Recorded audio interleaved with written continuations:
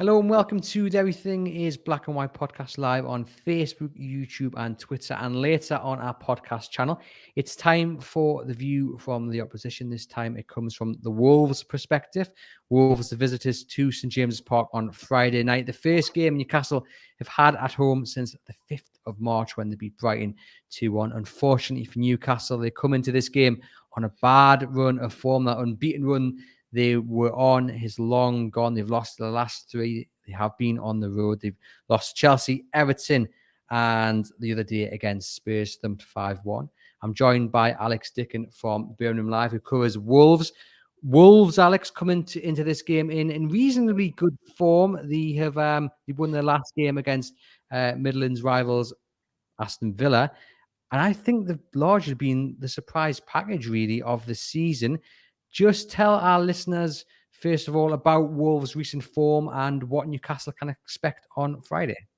Yeah, I think after those first few games of the season, when they lost all 3 1-0, a lot of people were predicting that Wolves would struggle. Obviously, a new coach at the time, Bruno Lage, who hadn't had much previous experience as a first-team manager, only 18 months at Benfica, where he did really, really well before getting sacked. And yeah, ever since, the first month, once that was out of the way, I mean, they played well in that first month and got no points, but since then it's been really good. They've had a great run this year since the turn of the year. They won their first 3 games calendar year, and it's been a bit patchy at times. They lost 3 in a row to Arsenal, West Ham, and Crystal Palace recently, but since then it's been 3 wins from 4, and it should be 4 from 4 because they were robbed against Leeds.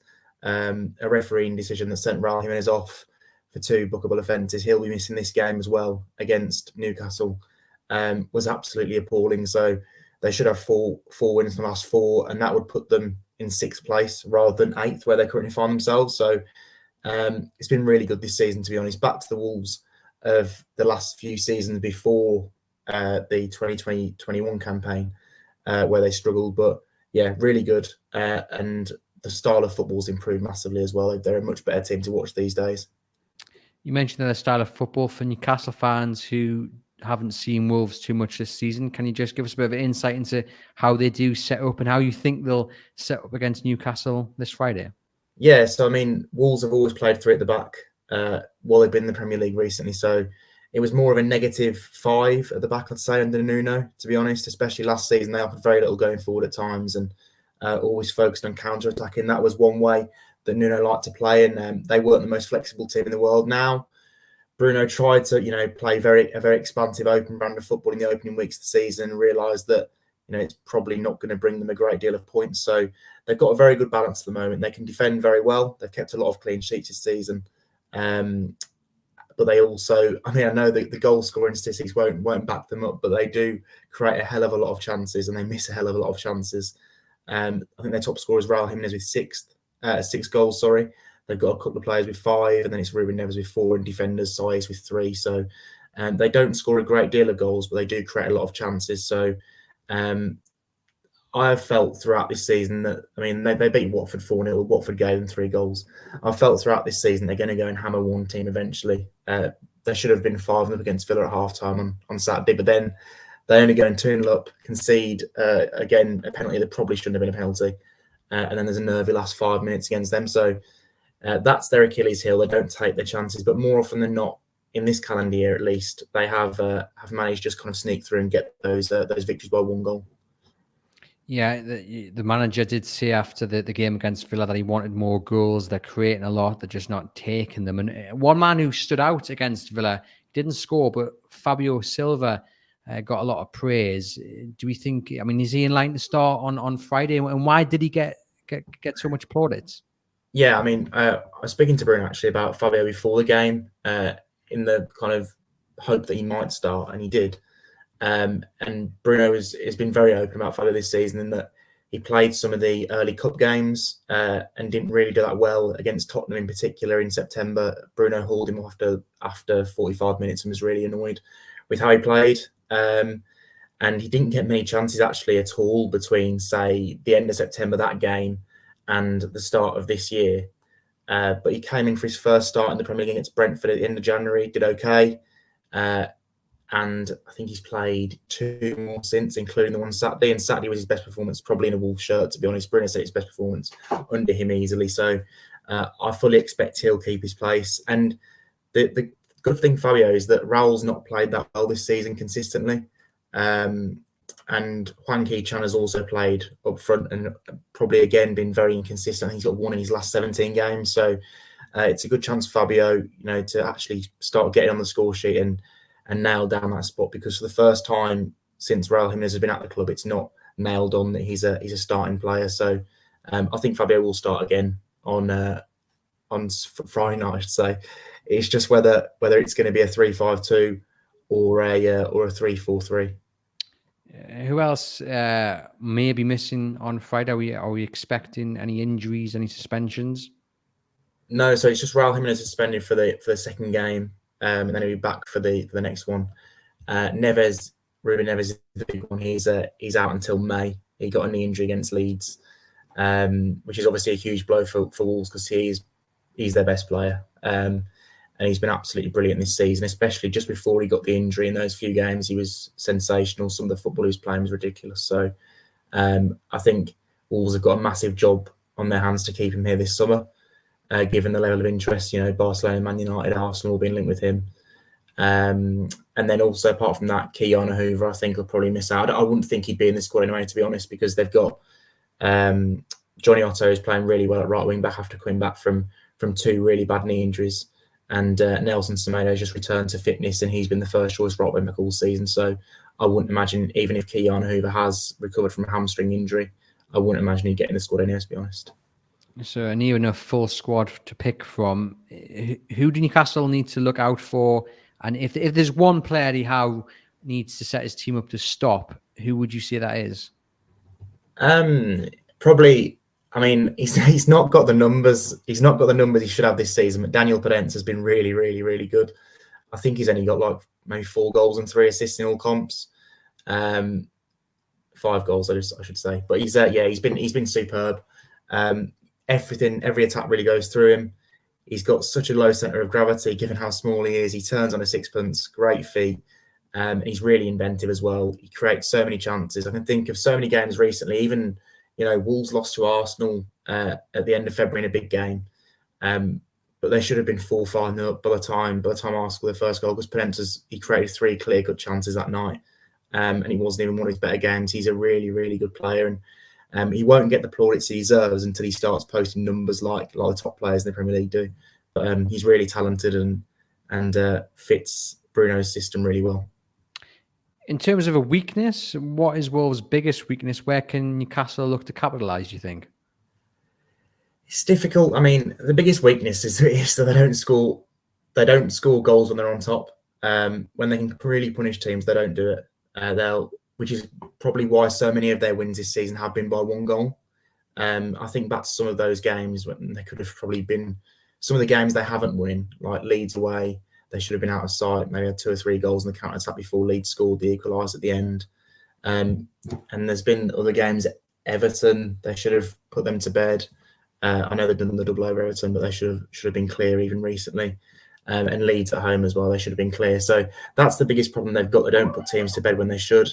And it will always give teams a chance, because you know what it's like in the Premier League. I mean, 1 goal and it goes 2-1, and all of a sudden you start bricking it that the other team's going to get another goal, and that happened against Villa on Saturday. So that's a weakness I would point out. I think potentially the midfield battle, if it is a 2-man midfield of Moutinho and Dendoncker, I know that they've done well together statistically, but Wolves don't have the same control as to when Neves plays. So if Newcastle line up with 3, that's an area they could look to dominate. But again, Dendoncker and Moutinho are really good. The one thing I would say actually about this Wolves team this season is that every player is probably playing to the maximum of their level. Apart from maybe Jimenez, I think who's drifting out of form at times. The rest of the starting 11 have really been on it this season. There's not been many weaknesses. Every player is playing to the top of their ability, and they've probably needed that, because they didn't spend money last summer. They didn't spend money in January, while all the teams around them are still throwing money at it and improving. In terms of Newcastle, like I mentioned earlier in the show, they have lost the last three. They're in real need of this home game, and the hope is sell out St James's Park and can give them the boost they need. How are Wolves looking at Newcastle? How are the fans looking at Newcastle? Is it a game where you think the fans will be looking at and thinking we definitely should be getting 3 points here? I think, given where the two teams are, I think Wolves fans and the players that manage, they can't really slip up much more, to be honest. They are only 2 points behind 7th Man United, but Man U have got a game in hand. 2 points behind West Ham, 6th. But the teams up there don't really slip up much. So Wolves have had kind of a patchy run over the last couple of months where they've won 3 and lost 4 of the last 7 games. So they can't really afford many more slip-ups. And Newcastle, I think Burnley are coming up as well for Wolves. So these are games that they need to win, simple as that, because they've got a few hard games to finish the season with Chelsea, Man City and Liverpool in their running. So Newcastle, it's a 3 their game. They've really got to take 3 points if they want to finish inside the top 6 or even top 7.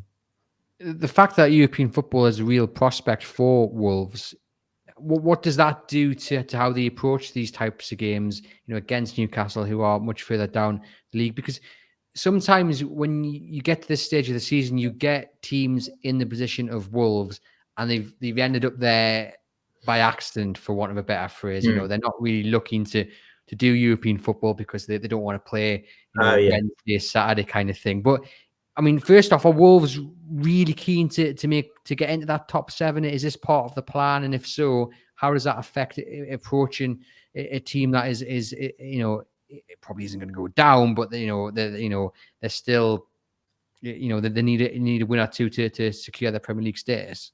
Yeah, 100%. Bruno actually spoke about this at his last press conference, saying that the aim is to get into Europe. And if they get into Europe, he wants a bigger squad.